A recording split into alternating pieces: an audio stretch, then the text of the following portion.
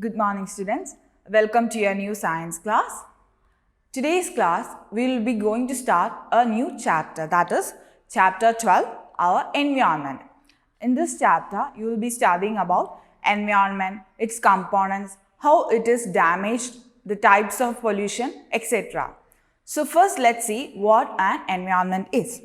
The term environment comes from the French word environ, which means everything around us. So environment is everything that is around us. It is the area in which we live in. So environment comes from the French word environ, which means everything around us, and it is the area in which we live in. All the interacting organisms in an area together with the non-living components of the environment form the ecosystem. So all the living as well as the non-living components together in the environment constitute the ecosystem. So environment is the area in which we live in, and all the living as well as the non-living components together in the environment is referred to as the ecosystem. All organisms such as plants, animals, microorganisms and human beings as well as the physical surroundings. Physical surroundings means the non-living components interact with each other and maintain a balance in the ecosystem. We learned that in the environment there exist all kind of organisms and they are dependent on each other, and this maintains a balance in our ecosystem. So all the living and the non-living components together interact with each other in the environment and maintain a balance in the ecosystem. Now let's see the components in an environment. There are basically two main components in the environment, the biotic and the abiotic components. Biotic components includes all living things, that is all living things are considered as the biotic components, and the examples include plants, animals, microorganisms, human beings, etc. In the abiotic components, it includes all non-living components. It also includes all human-made things. So, abiotic components include all non-living components as well as all human-made elements.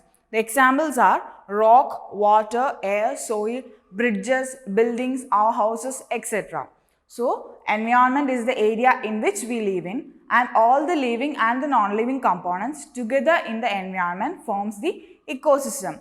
There are two components in the environment. They include biotic and the abiotic components.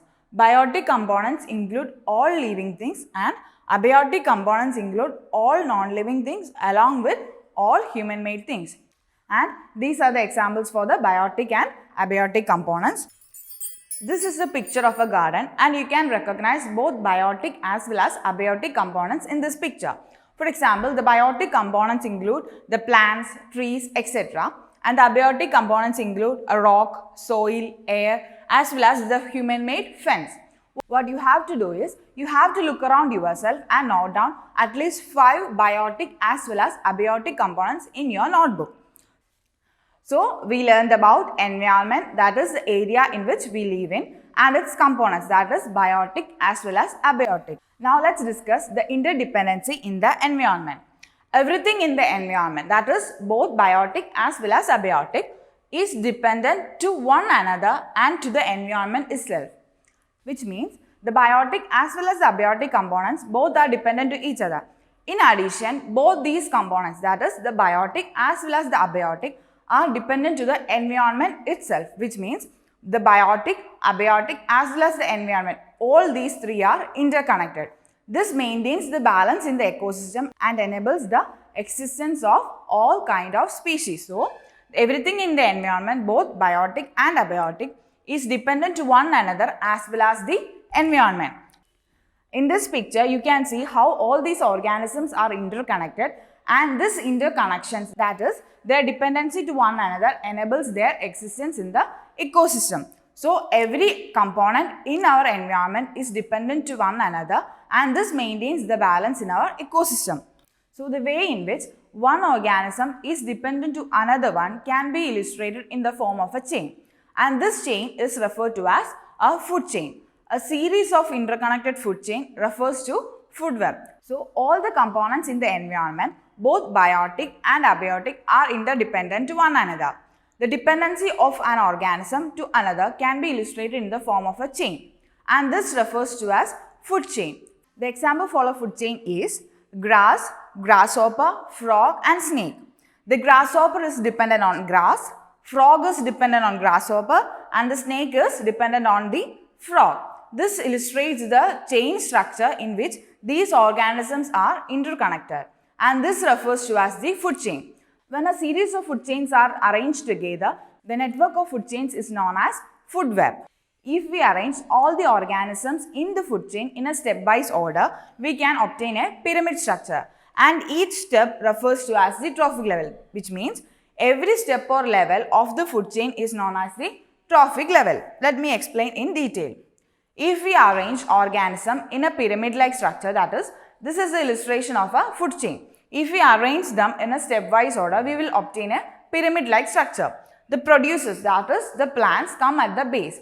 So, the initiation, that is the first step of the food chain, comes at the lowest level, and the highest, that is, the end of the food chain, comes at the topmost level.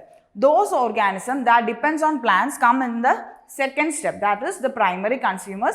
Then comes secondary consumers, then tertiary consumers, and it goes on like that. So, every organism that produces its own food is known as autotrophs, and those organisms that depend on others to produce their food or to get their food is known as the heterotrophs.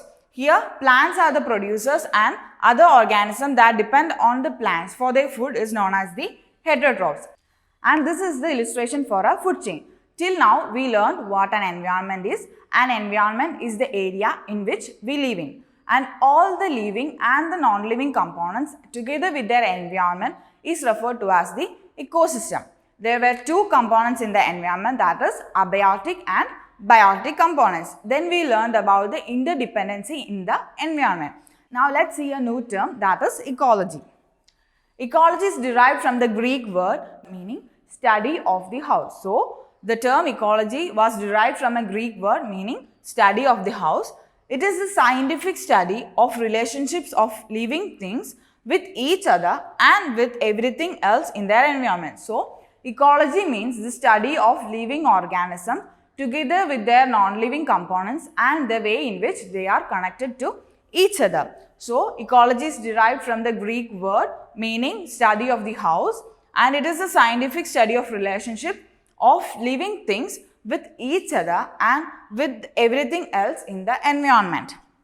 So, it is a study of interaction, the way in which biotic and abiotic components interact with each other, as well as the interaction of both these biotic and abiotic components with their environment. So, ecology is the study of interactions between non-living components in the environment and the living organism.